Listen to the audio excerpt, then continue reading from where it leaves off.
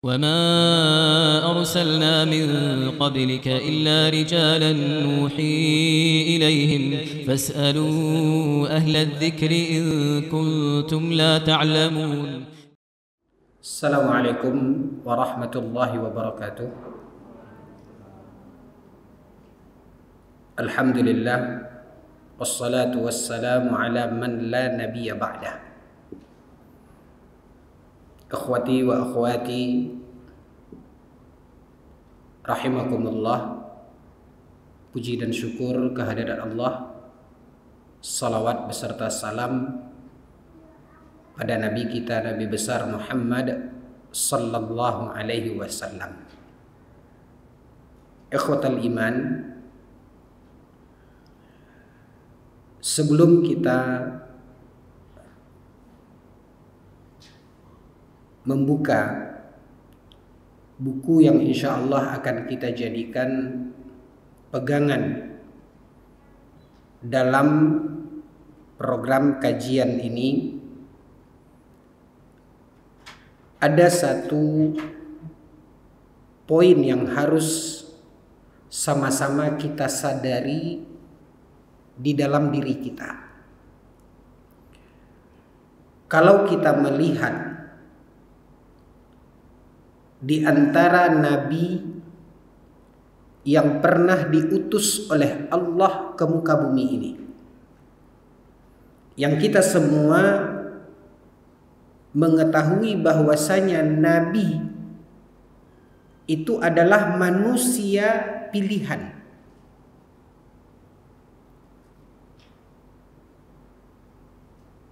Ketika Allah Subhanahu wa taala memilih mereka, artinya tidak keluar dari kemuliaan yang Allah Subhanahu wa taala jadikan kemudian mereka sebagai utusan Allah Subhanahu wa taala di muka bumi ini. Maka para nabi ini adalah orang-orang pilihan, orang-orang mulia. Maka coba kita lihat kehidupan orang-orang yang Allah pilih, orang-orang yang Allah muliakan ini, sehingga Allah jadikan mereka seorang nabi.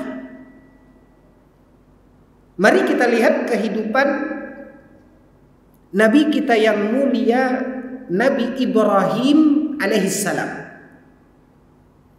Nabi Ibrahim ini selalu disebut sebagai Abul Anbiya.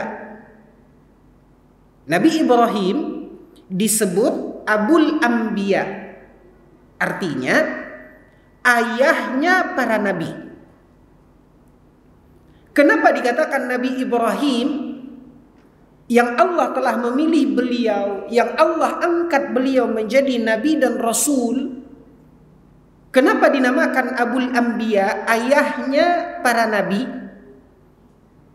Karena posisinya Nabi Ibrahim punya dua anak.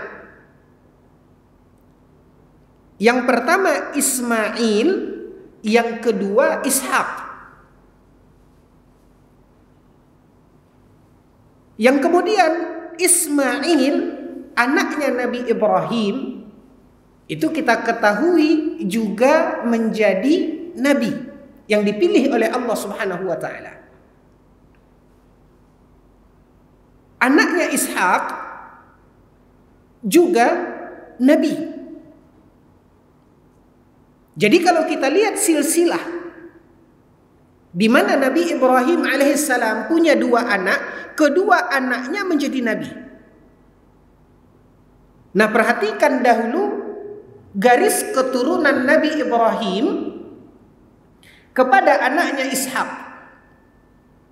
Nabi Ishak punya anak yang bernama Yakub. Yakub anaknya Ishak, cucunya Nabi Ibrahim. Ishak punya anak yang bernama Yakub. di mana Yakub ini punya 12 orang anak. Salah satu anaknya ini bernama Yusuf. Nabi Yakub, sebutan beliau atau nama beliau yang lain, beliaulah yang bernama Israil. Maka anaknya yang 12 inilah yang kemudian diceritakan oleh Allah Subhanahu wa taala di dalam Al-Qur'an menjadi keturunan Yakub atau keturunan Israil, yang di dalam Al-Qur'an dinamakan mereka ini suku apa? Bani Israil. Maka nabi-nabi setelah itu sampai kepada Nabi Isa alaihissalam, itu semua adalah keturunan Israil. Karena Maryam anak Imran di bawah asuhan Nabi Zakaria, ini adalah garis keturunan Bani Israil. Maka sebutkan nabi-nabi setelah Nabi Ishak, Yakub, Nabi Yusuf sampai kepada Nabi Isa alaihissalam. Di situ ada Nabi Musa, di situ ada Nabi Harun, di situ ada nabi-nabi yang lain. Semua nabi dan rasul setelah itu adalah keturunan Yakub atau keturunan Israel yang dinamakan dengan Bani Israel. Sedangkan dari keturunan Nabi Ismail, naik kita ke atas, anak Nabi Ibrahim alaihissalam. Dari keturunan Nabi Ismail, dia memiliki anak cucu sampai kepada Nabi Muhammad sallallahu alaihi wasallam. Dan Nabi Muhammad sallallahu alaihi wasallam, Nabi yang Allah Subhanahu wa taala utus sebagai nabi terakhir, kalau ditarik silsilahnya, maka silsilahnya ini sampai kepada Adnan, dan Adnan ini adalah cucu dan keturunan dari Nabi Ismail. Sehingga ikhwatal iman, semua nabi dan rasul setelah Nabi Ibrahim, baik dari jalur Ishak, nabi-nabi yang Allah utus kepada kaum Israel atau kepada Bani Israel, atau Nabi Muhammad sallallahu alaihi wasallam yang garis keturunannya menyambung kepada Nabi Ismail, kedua-duanya kembali kepada nabi yang akhirnya disebut dan dinamakan dengan Abul Anbiya, yaitu Nabi Ibrahim alaihissalam. Makanya dikatakan bahwasanya beliau adalah ayahnya para nabi. Karena nabi setelah beliau itu dari garis keturunan Nabi Ibrahim alaihissalam. Begitu kemuliaan Nabi Ibrahim. Maka kita ingin melihat dari sisi yang lain. Begitu mulianya Nabi Ibrahim, dengan kemuliaan beliau juga digelari dengan Khalilur Rahman, yaitu kekasih Allah. Kita ingin melihat dari sisi lain, di mana Nabi Ibrahim punya ayah. Fitrahnya manusia, seorang ayah adalah orang yang berjasa dalam kehidupan kita. Allah Subhanahu wa taala menceritakan di dalam Al-Quran, Nabi Ibrahim yang sudah kita ketahui sosok beliau, kemuliaan beliau. Bahkan tidak ada nabi setelah beliau kecuali adalah garis keturunannya. Tapi kalau kita lihat ke atas, ayahnya Nabi Ibrahim yang diceritakan oleh Allah Subhanahu wa taala di dalam Al-Quran adalah orang yang sangat dihormati oleh Nabi Ibrahim, seorang ayah yang secara fitrah manusia, hati dan batin kita terikat dengan ayah tersebut. Nabi Ibrahim berangkat dari rasa hormat dan sayang kepada ayahnya, Nabi Ibrahim amat besar harapan beliau agar ayahnya diberikan oleh Allah Subhanahu wa taala keimanan. Berbagai cara upaya dilakukan oleh Nabi Ibrahim. Allah Subhanahu wa taala ceritakan di dalam Al-Qur'an bagaimana kisah, bagaimana dialog, bagaimana langkah Nabi Ibrahim alaihissalam untuk mewujudkan harapannya agar Allah berikan kepada ayahnya ini keimanan. Tapi walhasil sampai akhir hayatnya Allah tidak memberikan keimanan itu kepada ayah Nabi Ibrahim, kendati pun anak kandungnya adalah seorang nabi, bahkan ayahnya para nabi, bahkan nabi yang mulia yang dijadikan oleh Allah Subhanahu wa taala sebagai khalilnya, sebagai kekasihnya. Tapi Allah tidak berikan keimanan kepada ayahnya Nabi Ibrahim. Ini kisah yang pertama dari kehidupan seorang yang mulia.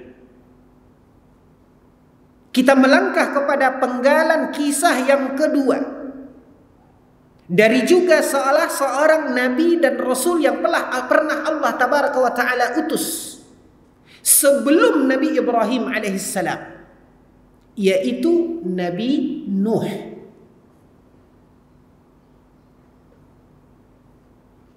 Apa yang terjadi dalam kehidupan Nabi Nuh? Di beberapa tempat di dalam Al-Quran Allah Subhanahu wa taala menceritakan kisah perjalanan kehidupan Nabi Nuh. Sampai akhirnya Allah Subhanahu wa taala menyuruh dan memerintahkan Nabi Nuh untuk membuat bahtera, kapal. Nabi Nuh menghadapi ujian, cacian, makian dari apa yang dibuat oleh Nabi Nuh alaihissalam, yang intinya setelah bahtera ini, kapal ini selesai, Allah mendatangkan azab atas keingkaran yang dilakukan oleh kaum Nabi Nuh, sehingga turunlah hujan. Bahkan di dalam Al-Quran Allah tabaraka wa ta'ala bercerita, kata Allah, kadzabat qaumu nuhim fakadzabu abadana wa qalu majnun wasdujir. Kaum Nabi Nuh mendustakannya. Mereka menghina Nabi Nuh alaihissalam.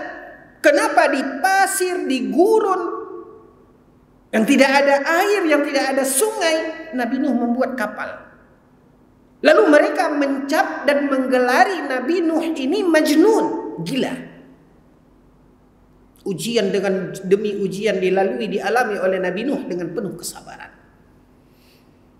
Ada satu titik yang paling menyakitkan di antara orang-orang yang menghina Nabi Nuh, merongrong Nabi Nuh, mencelakakan Nabi Nuh, adalah darah dagingnya sendiri, yaitu putra kandungnya. Sebagai seorang ayah, dia berharap keselamatan Allah berikan kepada putranya, darah dagingnya, anak kandungnya. Karena Allah Subhanahu wa taala akan menurunkan azab. Tapi hal yang bertentangan, hal yang berbeda dihadapi oleh Nabi Nuh, kepiluan, kesedihan yang menghimpit hati Nabi Nuh alaihissalam. Apalagi setelah Allah Subhanahu wa taala turunkan azab. Allah bukakan pintu air dari langit dan Allah bukakan pintu air dari bumi. Faltaqal ma'u ala amrin qad qudir. Maka air dari langit dan air dari bumi bertemu menjadi gelombang air bah yang besar. Maka Allah Subhanahu wa taala menyelamatkan orang-orang yang beriman bersama nabinya yang mulia Nabi Nuh alaihi salam di atas bahtera, di atas kapal. Ketika kapal itu berlayar, berjalan di antara gelombang besar dari azab yang Allah Subhanahu wa taala turunkan, diceritakan oleh Allah Subhanahu wa taala di dalam Al-Qur'an. Dari kejauhan Nabi Nuh melihat anaknya darah dagingnya terombang-ambing dibawa oleh gelombang air bah. Apa kata Allah menceritakan dalam Al-Quran? Sebagai seorang ayah, rasa sayang seorang ayah kepada anaknya yang berharap agar anaknya diberikan oleh Allah Jalla wa Ala keselamatan. Allah menceritakan dalam Al-Quran, di detik-detik itu Nabi Nuh masih menghimbau, masih mengajak, masih memanggil anaknya, ya bunayyarkam ma'ana.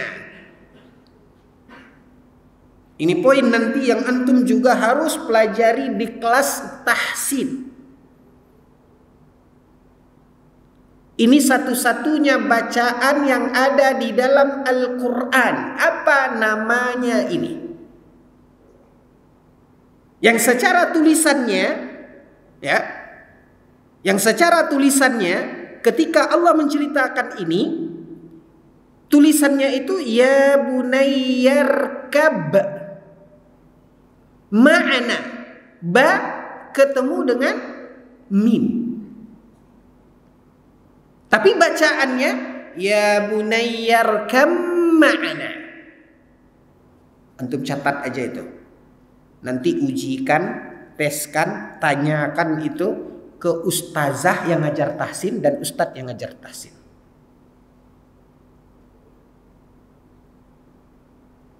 Tapi ini bukan pembahasan kita. Kita lihat maknanya.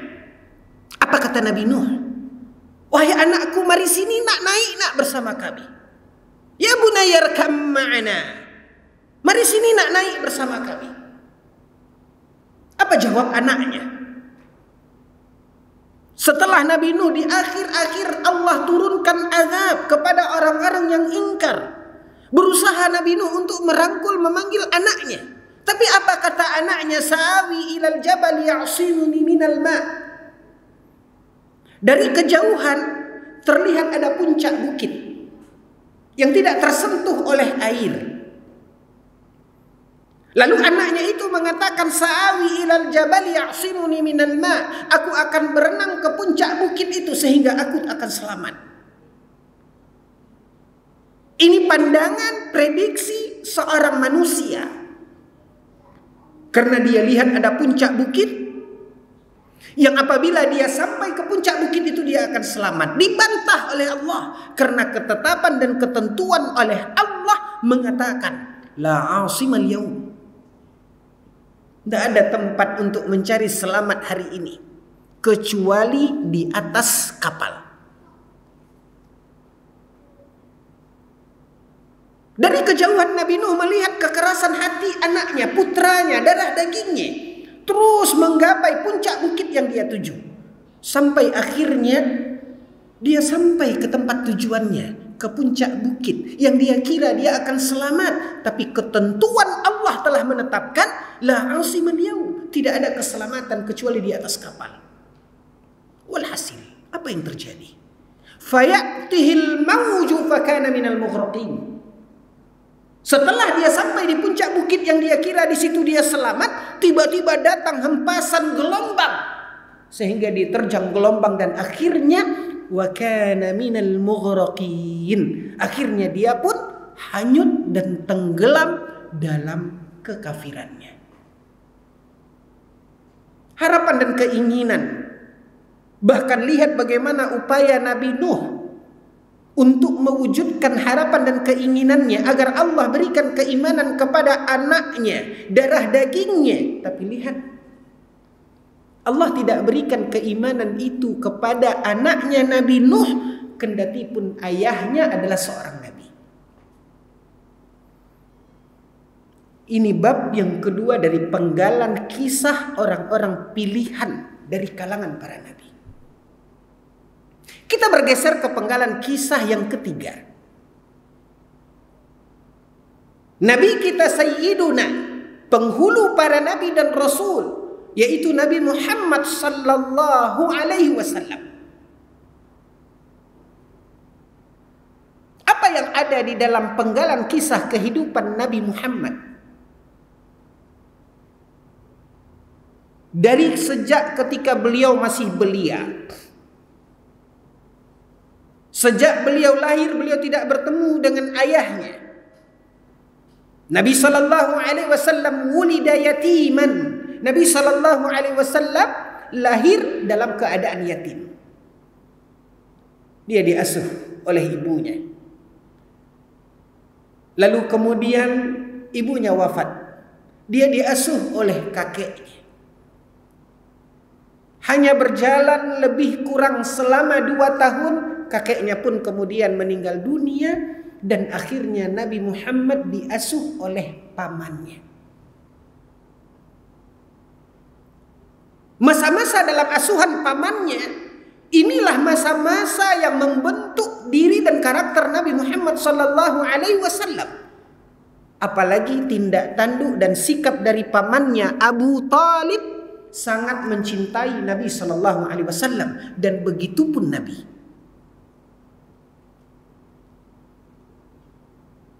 Sebagai orang yang berjasa dalam kehidupan Nabi sallallahu alaihi wasallam, yang ketika dia wafat, Nabi sallallahu alaihi wasallam teramat sedih. Apalagi dalam catatan sejarah di tahun yang sama wafat dan meninggal istri Nabi sallallahu alaihi wasallam, Khadijah, sehingga ahli sejarah menamakan tahun itu adalah tahun duka cita.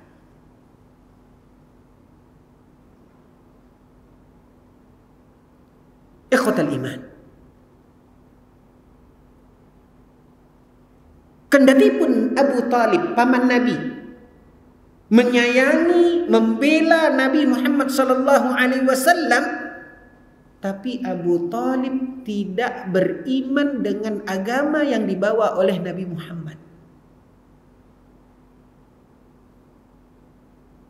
Sebagai seorang ponakan, Nabi Muhammad berupaya mengajak, membimbing, menyampaikan dengan harapan agar pamannya ini beriman. Sampai diceritakan di dalam sebuah riwayat, detik-detik menjelang ajalnya Abu Talib, Nabi masih berusaha, masih berupaya. Bahkan Nabi sallallahu alaihi wasallam hanya meminta kepada pamannya, "Ya am, qul la ilaha illallah." Wahai pamanku, ucapkan la ilaha illallah. Suatu ucapan dan ungkapan dalam bahasa mereka sendiri, dalam logat mereka, bahasa Arab. Bukan satu ungkapan yang berat bagi mereka untuk mengucapkannya, tapi mereka faham di sana mengandung makna yang besar. Kalimatut tauhid, la ilaha illallah. Apa kata Nabi Muhammad? Wahai pamanku, ucapkan ini, ucapkan la ilaha illallah, uhajju laka biha indallah. Hanya ini yang diminta oleh Nabi Muhammad sallallahu alaihi wasallam. Sampai di akhir hayatnya Nabi Muhammad SAW meminta pamannya hanya untuk mengucapkan la ilaha illallah, yang apabila dia ucapkan, uhajju laka biha indallah, aku akan pasang badan untukmu di hadapan Allah. Begitu harapan Nabi Muhammad agar pamannya diberikan oleh Allah Subhanahu wa taala keimanan. Apa yang terjadi? Ketika dia akan lepas ruh dari jasadnya, dalam kondisi menjelang sakaratnya, saudara-saudaranya telah hadir di sana mengelilinginya, termasuk Nabi Muhammad yang ketika itu membisikkan kepada pamannya agar pamannya mengucapkan la ilaha illallah. Yang di tempat itu telah hadir saudara-saudaranya dari pembesar Quraisy. Dan disitulah Abu Talib melirik ke orang yang ada di sekitarnya. Pada saat itulah salah seorang dari mereka mengatakan, atarghabu an millati abaina. Wahai Abu Talib, apakah engkau rela melepaskan agama nenek moyangmu? Sampai akhir berpisah ruh dari jasad. Kalimat yang ringan bagi Abu Talib, dijamin oleh Nabi jika dia mengucapkan itu, Nabi akan pasang badan di hadapan Allah untuknya. Tak terucap dari lisan Abu Talib, dan akhirnya Abu Talib wafat dalam kekufuran.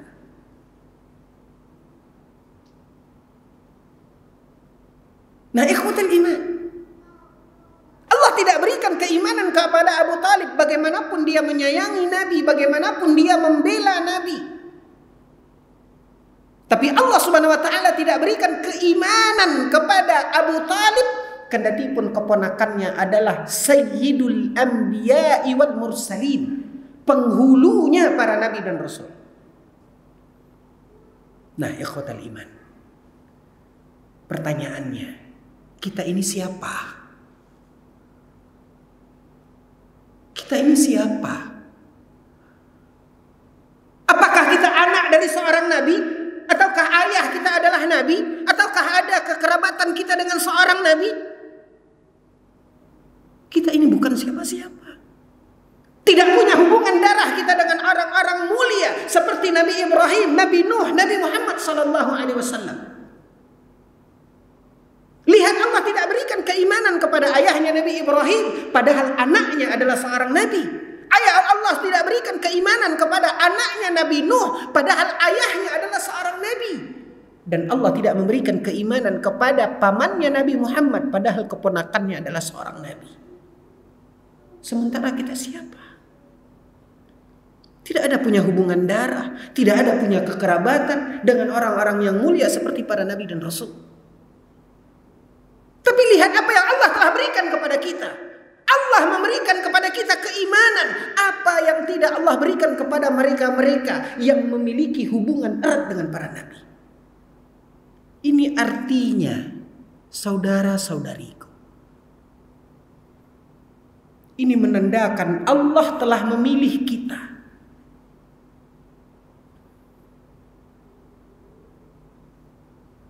Allah berikan keimanan kepada kita apa yang tidak Allah berikan kepada mereka. Darah Nabi Nuh mengalir di tubuh anaknya, tapi lihat Allah tidak berikan keimanan kepadanya. Dari darah ayah Nabi Ibrahim, itulah darah cikal bakal yang kemudian menjadi nabi dan rasul setelah Nabi Ibrahim alaihissalam. Lihat, tapi Allah tidak berikan keimanan kepada ayah Nabi Ibrahim, padahal anak kandungnya adalah seorang nabi. Maka poin pembelajarannya, ikhwatal iman, lihat dan pandang bahwasanya keimanan yang Allah berikan ini adalah anugerah yang tidak akan bisa terukur dengan apapun di dunia ini. Ini adalah nikmat dan anugerah termulia yang Allah Jalla wa Ala telah pilihkan untuk kita.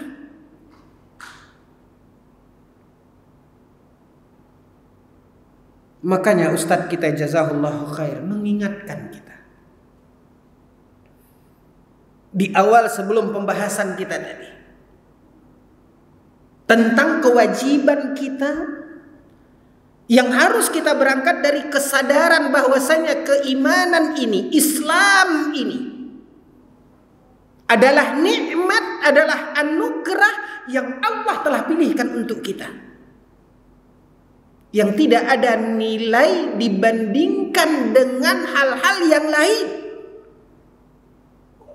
Saking besarnya anugerah dan kemuliaan ini, maka pertahankan itu, maka jaga itu,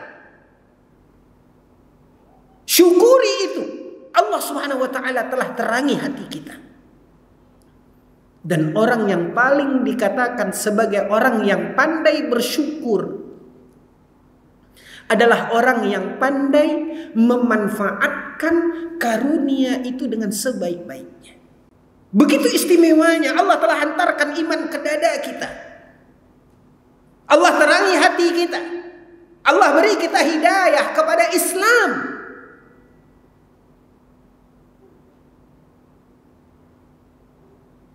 Artinya Allah telah pilihkan kita.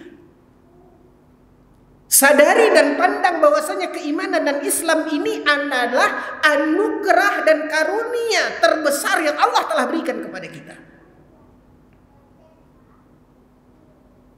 Maka momen kajian pertemuan perdana kita, mari kita luruskan niat kita. Dan semua kewajiban yang Allah Subhanahu wa taala telah berikan kepada kita yang harus kita syukuri, yang harus kita jaga. Ini akan mengundang murka dan azab dari Allah Azza wa Jalla ketika kita sia-siakan, ketika kita abaikan.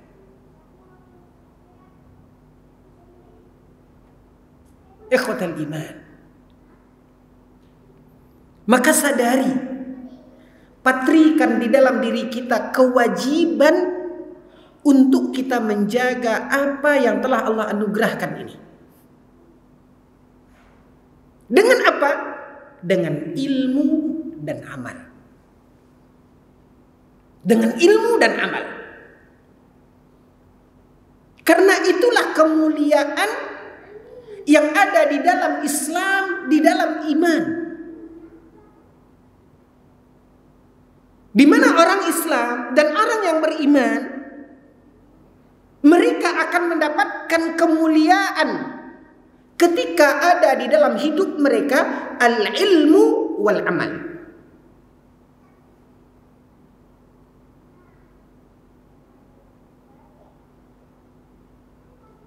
Ayat yang selalu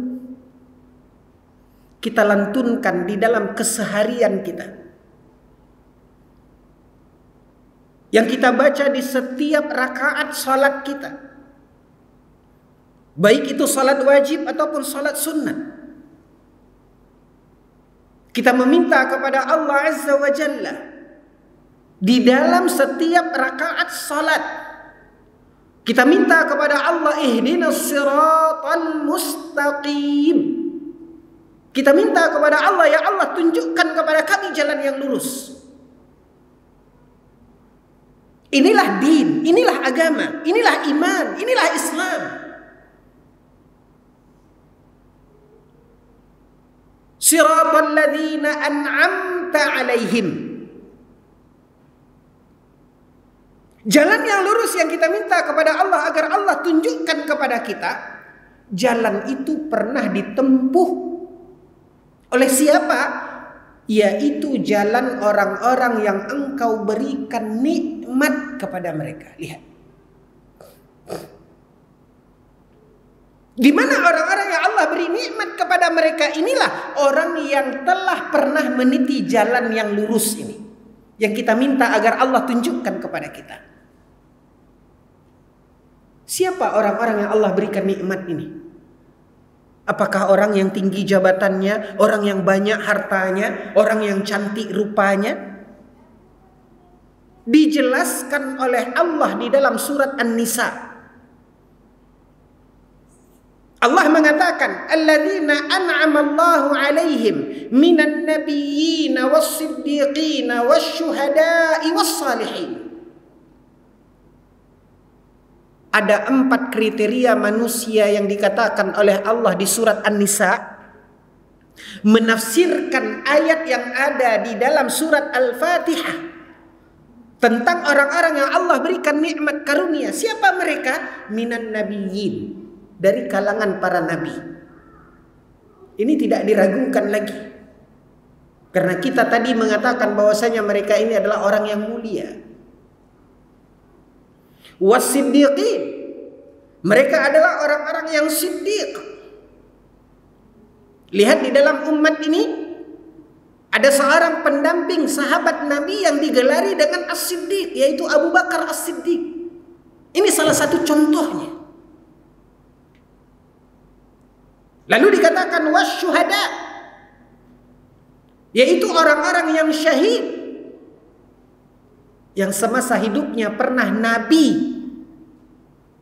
Yang Allah katakan di dalam Al-Quran, nabi ini la yantiqu anil hawa, nabi ini berbicara tidak dengan hawa nafsunya. In huwa illa wahyu yuha. Apa yang disampaikan oleh Nabi itu adalah wahyu yang telah diwahyukan kepada beliau. Satu hari Nabi berada di atas bukit Uhud. Lalu kemudian Nabi SAW ketika itu, bukit Uhud adalah satu bukit atau gunung yang besar yang ada di kota Madinah.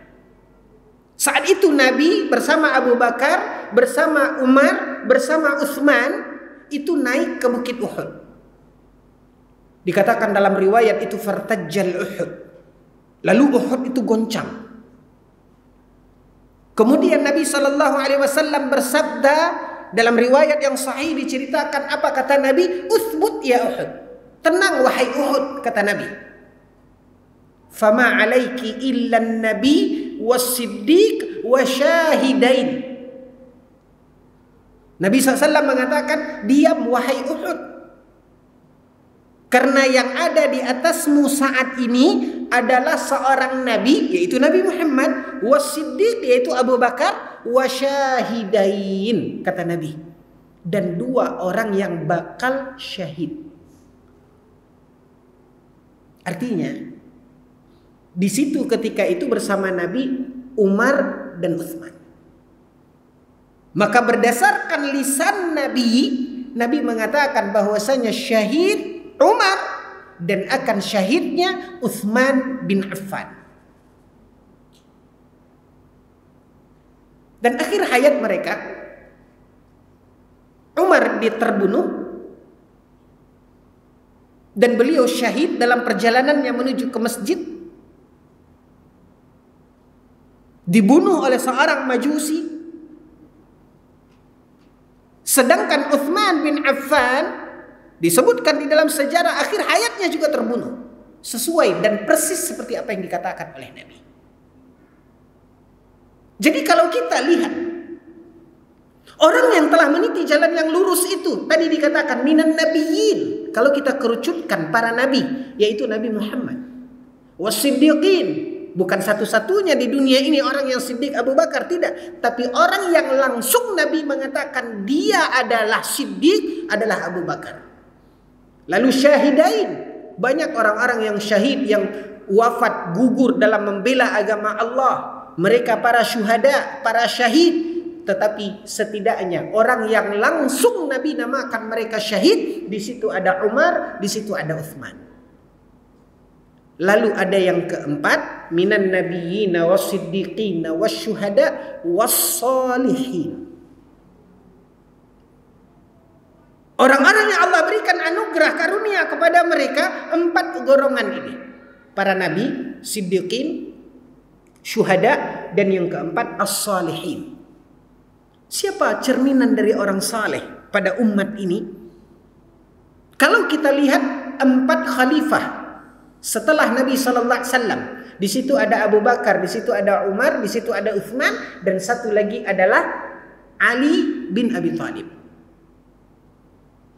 Dan sahabat-sahabat Nabi SAW yang lainnya, mereka itulah orang-orang yang direkomendasikan oleh Nabi kesolehannya. Artinya, ikhwatal iman, orang yang pernah meniti jalan yang lurus, yang selalu kita minta agar Allah tunjukkan kepada kita, secara tafsirannya di dalam surat An-Nisa, seolah-olah Allah mengatakan itulah mereka Rasulullah dan orang-orang yang mendampingi Rasulullah, yaitu para sahabat. Apa yang ada pada mereka sehingga Allah namakan mereka adalah orang-orang yang Allah telah berikan karunia? Apakah semua para sahabat itu kaya raya? Tidak. Apakah semua kehidupan mereka itu senang, berlimpah ruah harta? Tidak. Apakah semua mereka itu punya fisik penampilan yang baik? Tidak. Kita tahu Bilal ibn Rabah, seorang laki-laki berkulit hitam dari kalangan budak. Kita tahu Abdullah ibn Mas'ud punya kekurangan di fisiknya.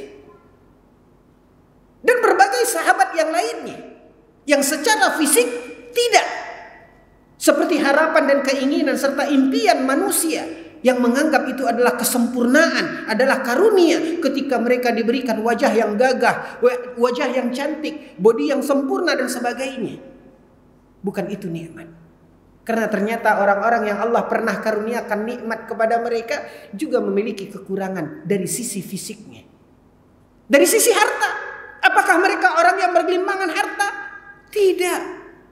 Kita tahu bagaimana melaratnya kehidupan sebagian ahli suffah di zaman Nabi SAW. Bahkan Nabi SAW pernah dikatakan beliau terpaksa mengikat perutnya untuk menahan lapar. Tapi lihat bagaimana Allah memposisikan Nabi sebagai orang yang pernah meniti jalan yang lurus, yang kita minta kepada Allah agar ditunjukkan kepada kita.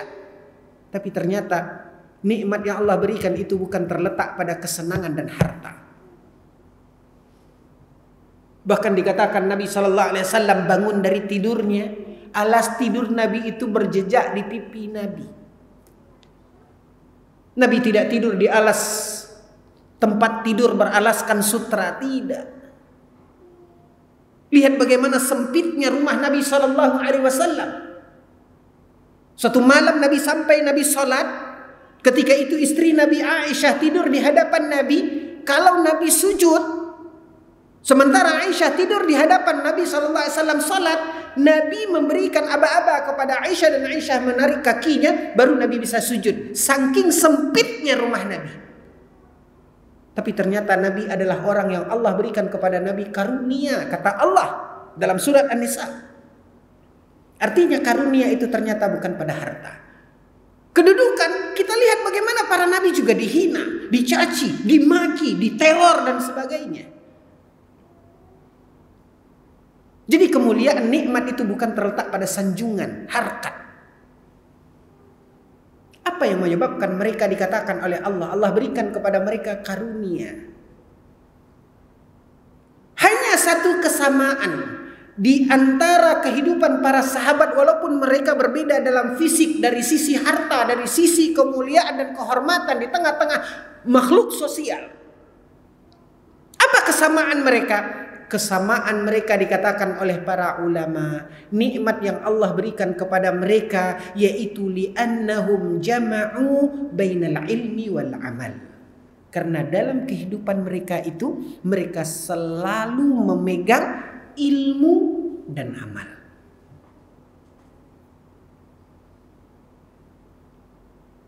Maka tauladani mereka. Dan itulah karunia. Makanya kita ingin tanamkan ikhwatal iman dan patrikan ini di dalam diri kita. Karunia yang indah, yang besar yang Allah telah berikan, yang Allah telah pilihkan untuk kita, yaitu iman, Islam. Maka sadari kewajiban kita mensyukuri karunia dan nikmat Allah itu dengan apa? Menjadi orang-orang yang meniti jalan yang lurus. Siapa mereka? Yaitu orang-orang yang menggabungkan antara ilmu dan amal. Salah satunya inilah program langkah kita. Agar kita menjadi orang-orang yang bersyukur atas karunia indah yang Allah berikan ini. Sehingga kita jaga Islam kita, kita jaga iman kita. Dengan apa? Dengan kita belajar. Dengan kita mencari ilmu, lalu kemudian kita mengamalkan ilmu tersebut. Dan insyaallah ta'ala kita akan pilihkan acuan referensi dari pelajaran kita, karena akan adanya evaluasi seperti yang tadi sudah disampaikan oleh Ustadz kita. Makanya kita sengaja pilihkan sebuah buku, ya, yang berusaha kita tadi hanya terbatas tadi jumlahnya. Nanti tolong didata berapa yang belum dapat buku. Insya Allah kedepannya kita akan upayakan. Ini pegangan kita, ya, karena keterbatasan waktu. Mungkin pada kesempatan ini kita belum sempat membahasnya, ya. Tapi setidaknya camkan muqaddimah ini. Anggap ini sebuah muqaddimah, dan kita berikan buku ini. Nanti mungkin bisa dikomunikasikan dengan pengurus, ya. Siapa yang belum mendapat buku, insya Allah secepatnya kita upayakan. Secepatnya kita upayakan, karena kondisinya, keadaannya memang hanya terbatas kemarin. Ini pun kita langsung kirim dari Jakarta. Jadi itu sangat terbatas karena kita kemarin juga ada yang lainnya. Ya. Kemudian nanti juga mungkin bisa dikomunikasikan dalam program tujuan kita ingin berilmu dan beramal tadi dalam kelas-kelas tahsin. Nanti coba mungkin infokan ke kita berapa kawan-kawan, berapa orang lagi dari kawan-kawan yang masih membutuhkan mushaf Al-Quran untuk belajar. Nanti juga insya Allah kita upayakan, insya Allah. Yang penting di data nanti kita berikan. Intinya kesempatan ini patrikan di dalam diri kita, sadari bahwasanya keimanan adalah karunia yang besar yang Allah telah pilihkan untuk kita. Ingat, Allah tidak berikan itu kepada ayahnya Nabi Ibrahim, Allah tidak berikan itu kepada putranya Nabi Nuh, dan Allah bahkan tidak berikan itu kepada pamannya Nabi Muhammad, tapi Allah berikan kepada kita. Mudah-mudahan kita bisa menjadi orang yang menyadari itu sebuah anugerah, sebuah karunia, syukuri itu, ya, agar kita mendapat kemuliaan dari Allah Azza wa Jalla. Bagaimana langkah kita mensyukurinya? Dengan menjalankan di kehidupan kita ini dua hal ini. Inilah yang membuat mulianya para sahabat. Apa itu? Yaitu ketika kita menggabungkan antara ilmu dan amal. Mudah-mudahan Allah berikan kepada kita taufik dan kemudahan. Dan sekali lagi ikhwatal iman, yang sangat penting dan harus kita ingatkan khususnya di pertemuan perdana ini, kembali kita sama-sama meluruskan niat dan hati kita. Kita melakukan apapun langkah ibadah, ketaatan, amal saleh, kita lakukan itu dengan keikhlasan. Apapun jerat dan perangkap yang ada di hadapan kita yang akan menodai keikhlasan kita, cepat kita tajdidun niyah, cepat luruskan kembali niat kita. Dengan itulah segala upaya kita akan dinilai oleh Allah dengan nilai amal saleh, ibadah. Nah, ini yang poin-poin yang ingin kita ingatkan pada pertemuan perdana ini. Dan kita harapkan bagi yang sudah ada buku ini, bahwa tulis nama masing-masing ya di buku ini, karena kita sudah berikan ini, dan tolong dibaca. Tolong dibaca. Nanti kita juga akan baca lagi poin-poin penting halaman per halaman. Ya, baca masing-masing, tandai saja. Maka saya katakan tadi tulis nama, karena itu buku sudah milik Anda. Ya, jangan sungkan-sungkan untuk memberi tanda, garis bawahi, kasih catatan, ya. Makanya saya suruh tulis nama. Ya, jadi nggak apa-apa dicoret-coret, nggak apa-apa. Kalau perlu catatan, ya di situ, daripada catat di tempat lain, ini riskan. Tapi kalau di sini tulis, itu biasa. Ya. Antum kalau lihat kitab-kitab saya, kitab-kitab anak, itu penuh nih. Ini ada aja yang kosong, ini penuh lagi catatan-catatan. Itu biasa. Ya, manfaatkan itu. Jadi saya harap baca ini. Baca ini, tandai saja. Nanti kalau ada pertanyaan-pertanyaan apa, catat di halaman itu. Insya Allah nanti pelan-pelan, angsur-angsur kita bahas. Pelan-pelan. Ya, saya tidak mau sekali dua kali pertemuan habis buku ini. Tidak. Ya, pelan-pelan saja. Yang penting bagaimana kita bisa paham, bagaimana kita bisa mengamalkan dari apa yang sudah kita pahami tersebut. Saya rasa cukup ini saja mungkin yang bisa saya sampaikan karena keterbatasan waktu juga. Wassallallahu ala nabiyina Muhammad. Ya. Kemudian ada satu lagi sebelum saya tutup. Ya. Kita sebagai seorang mukmin ini, orang yang terbaik kata Nabi SAW adalah anfa'uhum linnas. Adalah orang yang paling bisa memberikan manfaat kepada orang lain. Maka mari daftarkan diri kita menjadi orang-orang yang terbaik. Caranya seperti apa? Caranya sampaikan kepada teman-teman kita yang lain. Ya, ajak mereka, rangkul mereka. Mari sama-sama kita belajar di sini. Ya, karena mungkin dari Yayasan Pembinaan Mu'allaf Riau juga pasti punya keterbatasan, ya, yang mungkin tidak sampai kepada teman-teman yang lainnya. Alhamdulillah kita hadir di sini, berkumpul di sini. Ada yang pernah bergabung di pembinaan di Chevron, kemudian ada mungkin nanti yang dari PT, dari yang lainnya, ya rangkul lah, ajak lah, ya bahwa insya Allah sama-sama kita menunaikan kewajiban kita sebagai seorang Muslim. Mungkin ini saja. Mudah-mudahan dengan itu kita bisa menjadi orang-orang yang bisa memberikan manfaat kepada orang lain dan menjadi orang yang terbaik. Ya, iya, fadhal.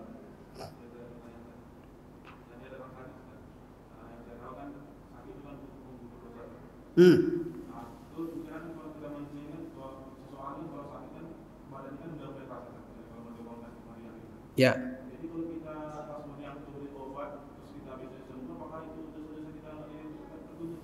Baik. Ikhwatal iman. Kan dikatakan bahwasanya kalau sakit itu penggugur dosa, kan gitu. Apa yang kita fahami di sini? Penggugur dosa itu bukan satu-satunya sakit. Apa karena sakit saja gugur dosa kita? Enggak. Apa kolerasinya ini? Sebenarnya apa? Ini yang perlu kita belajar. Maksud daripada pengertian ini, ketika kita sakit, ruang gerak kita terbatas enggak? Antum kalau sakit bisa enggak hadir di sini sekarang? Tadi kita tanya, ada salah seorang ikhwan kita tanya, mana sih itu?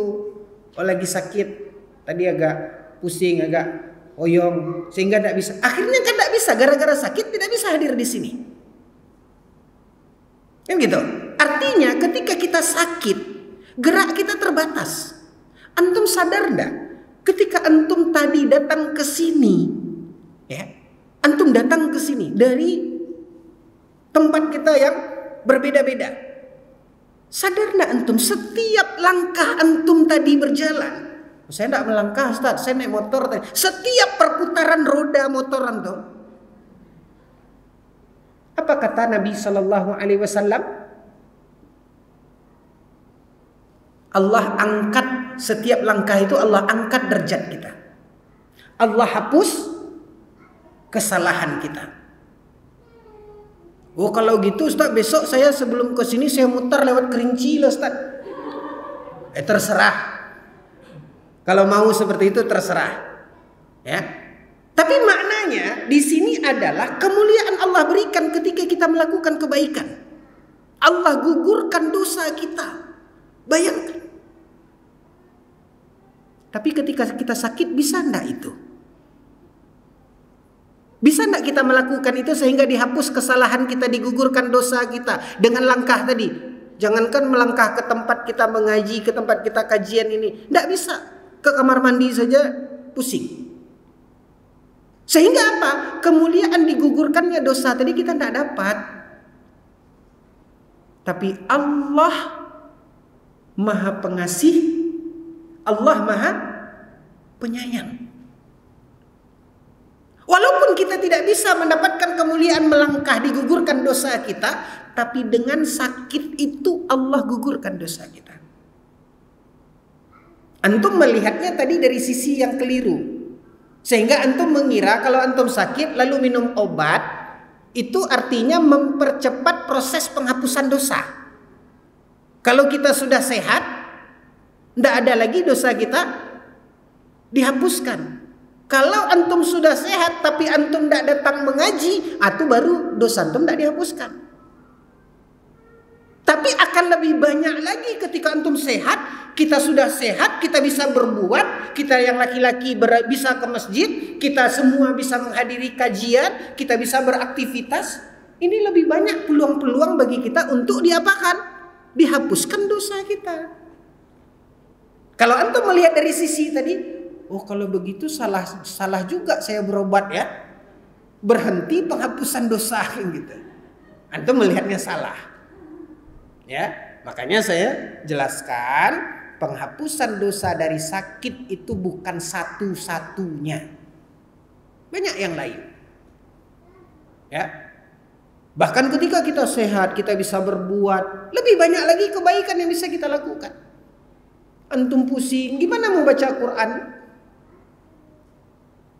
Ya, orang duduk saja tidak nyaman. Tapi ketika kita sehat, iya, tidak dihapuskan lagi kesalahan kita dari sisi sakit tadi. Kenapa? Karena kita tidak sakit lagi. Maka kejarlah sisi penghapusan dosa dari yang lain. Hadiri majelis ilmu, mulai kita belajar.